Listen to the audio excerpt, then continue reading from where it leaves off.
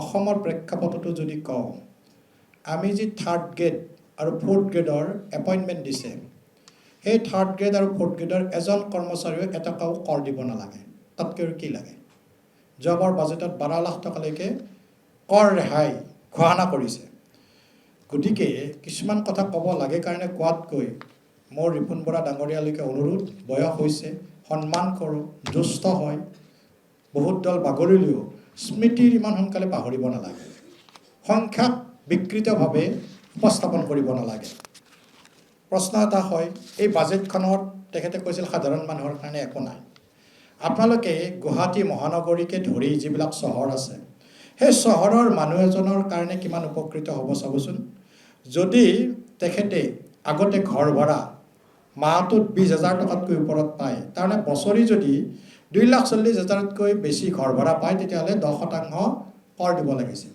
এই বাজেটৰ জৰিয়তে কৰিছে কি এতিয়া 6 লাখলৈকে বৃদ্ধি কৰিছে অৰ্থাৎ এজন মানুহে গুৱাহাটীকে ধৰি মেজৰ চহৰবিলাকত যে ঘৰ ভৰা দিয়ে তেখেতে ঘৰ ভৰা মাহত যদি 50,000 টকা পায় এটকাও টেক্স দিব নালাগে কৰ দিব নালাগে যিটো আগতে আছিল মাত্ৰ 20,000 টকা এতিয়া বাজেটে কি দিছে তেখেতেহে গম পাব বাজেটে কি দিছে বুলি সোধে যেটো সমালোচনা কৰে ৰিপুণ বৰা ডাঙৰীয়াই তেখেতক আপোনালোকে লগ পালে সুধিব যে আগতে আমাৰ যিকোনো এজন ছাত্ৰ ছাত্ৰী যদি বাহিৰত পঢ়িব যায় বা মেডিকেল সংক্ৰান্তীয় কাৰণত যদি বাহিৰলৈকে যাব লগা হয় তেতিয়াহ'লে আগতে 10% কংগ্ৰেছৰ পিৰিয়ডকে ধৰি সেই সময়ত যিমান দিব তাৰে 10% কৰ দিব লাগিছিল আৰু সেইটো সম্পূৰ্ণৰূপে উঠাই দিছে যাক আমি কওঁ লিবাৰেজ ৰিমিটেন্স টেক্স অৰ্থাৎ বাহিৰলৈকে গ'লে আমি দিব লাগিছিল আমাৰ এগৰাকী নাগৰিক যিয়ে অৱসৰ গ্ৰহণ কৰিছে এই বাজেটে কি দিছে এই বাজেটে ৰিপুণ বৰা ডাঙৰীয়াও বয়স হৈছে তেখেতো চাগে সিনিয়ৰ সিটিজেনত কিছুদিন পিছত পৰিব তেখেতেও এই লাভটো পাব বা তেখেতৰ পৰিয়ালেও পাব সিনিয়ৰ সিটিজেনৰ কাৰণে এইখন বাজেটত আগতে যদি তেওঁৰ কষ্ট উপাৰ্জিত ধন সেই নাগৰিকগৰাকীয়ে 60 বছৰৰ ঊৰ্ধৰ নাগৰিকগৰাকীয়ে বেংকত জমা ৰাখে তেতিয়াহ'লে 50,000 টকাতকৈ যদি ওপৰত তেখেতে হৈ এফডি কৰিব পাৰে মিউচুৱেল ফাণ্ড কৰিব পাৰে ফিক্সড ডিপজিট কৰিব পাৰে বা বেংকত ৰাখিব পাৰে যাৰ পৰা ইণ্টাৰেষ্ট পায় হেনেকৈ ৰাখিলে 10% চৰকাৰক টেক্স দিব লাগিছিল আজি সেইটো আমি কৰিলোঁ কি এতিয়া 1 লাখলৈকে বৃদ্ধি কৰা হ'ল গতিকে সেইগৰাকী জ্যেষ্ঠ নাগৰিকেহে গম পাব এইখন বাজেটত কি আছে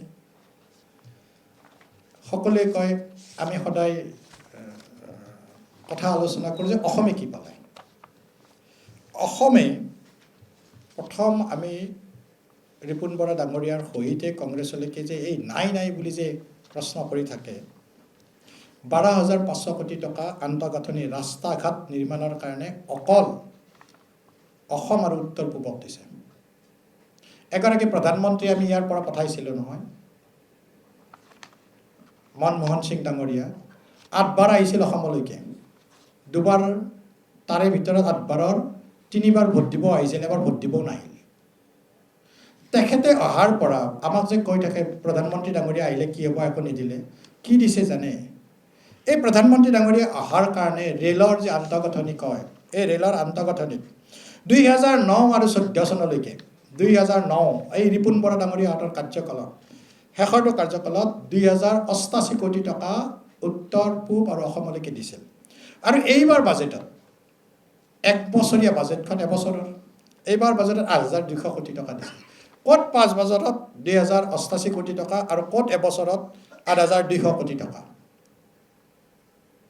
আমি গোটেই উত্তৰ পূব আৰু অসম আন্তঃৰাষ্ট্ৰীয় সীমাৰেখা গতিকে আমি সীমান্তৰ যিবিলাক অঞ্চল সেই ডেভেলপৰ কাৰণে ৰাস্তা ঘাট ডেভেলপৰ কাৰণে 4,500 কোটি টকা দিছে আমাৰ চাহ উদ্যোগ 200 বছৰীয়া গৌৰৱময় ইতিহাস আছে এই চাহ উদ্যোগত অসমৰ 10% আমাৰ যি অৰ্থনীতি তাত অৰিহণা যোগাই আছে প্ৰায় 15 পৰা 20% কৰ্মচাৰী জড়িত হৈ আছে এই গৌৰৱ উজ্জ্বল 200 বছৰীয়া চাহ উদ্যোগলৈকে 1,000 কোটি টকা এইবাৰ বাজেটত আবণ্টন দিছে গতিকে বাজেটৰ প্ৰত্যেকবাৰ বাজেটতে অসমে আমি কিমান পালোঁ কিমান নাপালোঁ যেতিয়া হিচাপ কৰোঁ এইবাৰ অসমৰ বাজেটৰ ক্ষেত্ৰতে যদি আমি চাওঁ ৰেলৱে বাজেট যেনেকৈ মই ক'লোঁ 8,200 কোটি টকা আমি আবণ্টন দিছে ঠিক তেনেকৈ নতুনকৈ এইমছ আহিছে IIMৰ কথা আপোনালোকে গম পায় সকলোৱে যে আগতে শ্বিলঙত IIM আছিল, এতিয়া অসমত IIM প্ৰতিষ্ঠা কৰাৰ কাৰণে ধনৰ আবণ্টন দিয়া হৈছে।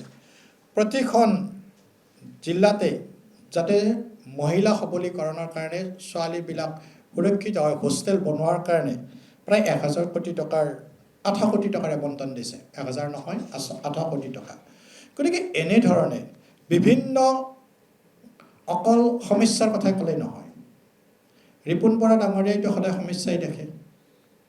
গতিকে তেখেতৰ কাৰণে মোৰ এটাই বাণী, যত দৃষ্টি তত সৃষ্টি বেদত কৈছিল। তেখেতৰ যেতিয়ালৈকে চিন্তাধাৰাৰ পৰিৱৰ্তন নহয় তেতিয়ালৈকে তেখেতে অসমখনক কেতিয়াও ভাল বুলি নাভাবিব। গতিকে তেখেতৰ প্ৰতি ভগৱানে সুমতি দিয়ক। বেদৰ আখৰ বাণীয়ে কওঁ, যত দৃষ্টি তত সৃষ্টি। ৰিপুণ বৰা ডাঙৰীয়া, আপুনি অসমখন বা পৃথিৱীখন যেনেকুৱা বুলি ভাবে তেনেকুৱা নহয়। 2047 চনত এইখন ভাৰতে নৰেন্দ্ৰ মোদী ডাঙৰীয়াৰ নেতৃত্বত বিশ্বৰ সৰ্বশ্ৰেষ্ঠ অৰ্থনৈতিক ৰাষ্ট্ৰৰূপে পৰিগণিত হ'ব। আৰু আমি বিশ্বাসী মাননীয় মুখ্যমন্ত্ৰী ডক্টৰ হিমন্ত বিশ্ব শৰ্মা নেতৃত্বাধীন এই চৰকাৰৰ নেতৃত্বত অসমে ভাৰতৰ 5খন সৰ্ববৃহৎ ৰাজ্যৰ ক্ষেত্ৰত প্ৰতিষ্ঠিত হ'ব। গতিকে টেক্সৰ তেখেতে এটা কথা যোৱাকালি প্ৰেছ মিটত উল্লেখ কৰিছোঁ।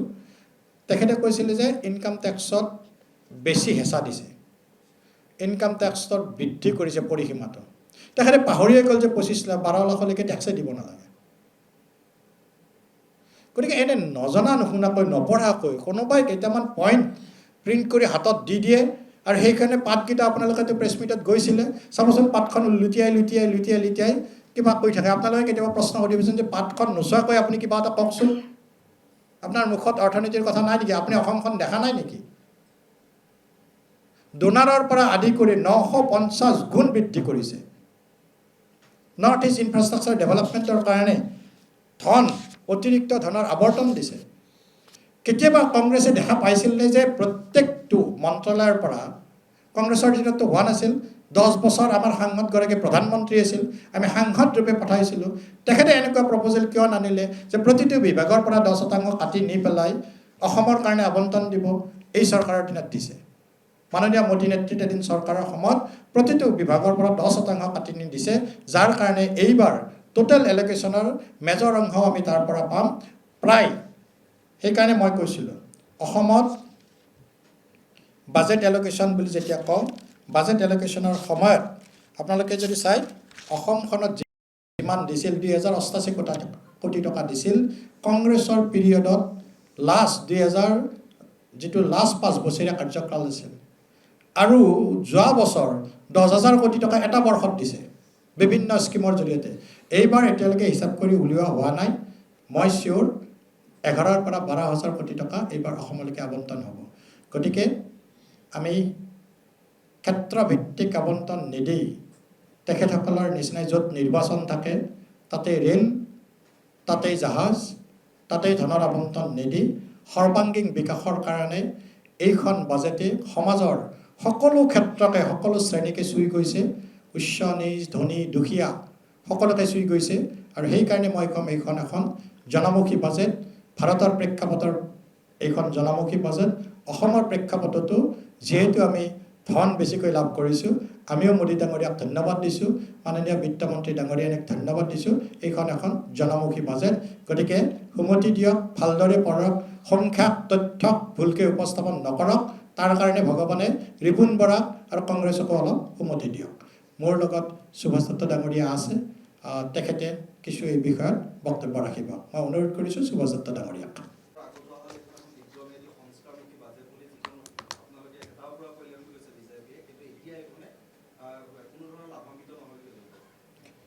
গৌৰৱ গগৈ ডাঙৰীয়ালৈকে এটাই উত্তৰটো, এটা লাইনত উত্তৰ। তেখেতসকলৰ দিনত শিলান্যাস হৈছিল, আমি শিলান্যাসো কৰিছোঁ, আমি শুভ উদ্বোধনো কৰিছোঁ।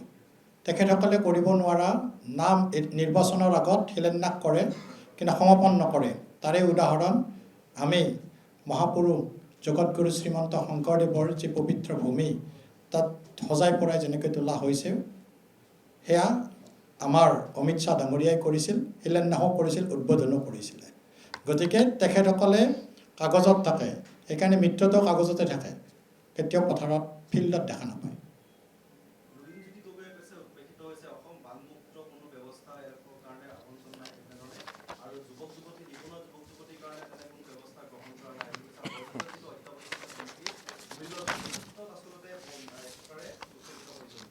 লুৰিণজ্যোতি গগৈ ডাঙৰীয়াৰ প্ৰথম সপোনটো কি হৈছে জানেনে? আছুৰ ঔৰসত জন্মগ্ৰহণ কৰা নাছিল। এতিয়া কংগ্ৰেছৰ কোলাত উঠি দিবা স্বপ্ন দেখিছে বিধায়ক হোৱাৰ। এই বাজেটৰ কপিটো প্ৰতিলিপিটো মই দি পঠাম আপোনাক।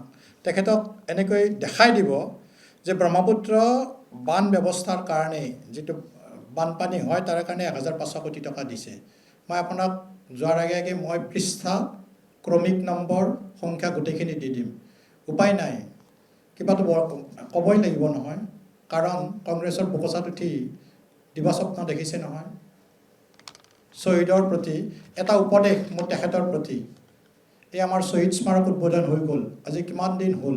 সেইটো অসমৰ ৰাইজৰ এটা সম্পদ, শ্বহীদসকলৰ স্মৃতি আমি জীয়াই ৰাখিছোঁ। 855জন শ্বহীদৰ তেজৰ সেই স্মৃতি সোধক। আছুৰ ঔৰসত জন্মগ্ৰহণ কৰা লুৰিণজ্যোতি গগৈ আজিলৈকে এদিনো কিয় উলিয়াব পৰা নাই তাত গৈ শ্ৰদ্ধাঞ্জলি জনোৱাৰ কাৰণে? দলটো সৰু হৈ যায় তেখেতৰ। প্ৰলাপ বকিব বন্ধ কৰক, সকলোৱে চাই আছে। যিকোনো খবৰৰ বাবে যোগাযোগ কৰক আমাৰ এই নম্বৰত 9181 307 2221।